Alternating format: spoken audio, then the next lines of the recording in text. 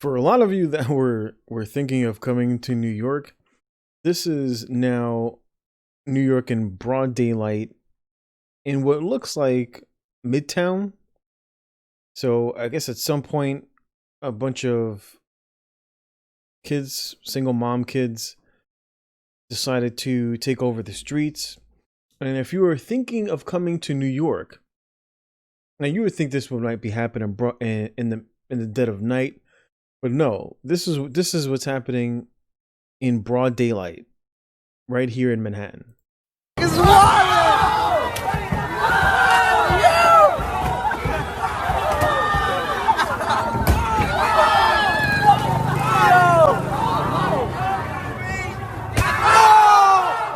It's wild!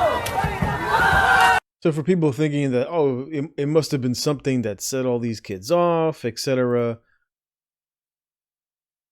it's just a bunch of kids that just decided to take over a street. It's just a bunch of kids from probably coming from uptown. It looks like this is around Midtown. This looks like it's close to Midtown. And of course, not a police officer anywhere because they've decided to defund the police to some extent. But more importantly, what people have come to realize is that a lot of these minority kids feel that they're gonna be able to get away with all this stuff because they perceive the downfall of the state. Right? People don't act this way when they realize that there are going to be consequences for their actions. People act this way when they imagine that everything is going to work out, no one's going to do anything. That's why you see people act this way. And this is what's going on here in New York. The shootings in here in New York have become rampant, like especially like typically, and of course it's predominantly in Black and Hispanic neighborhoods. This is shameful.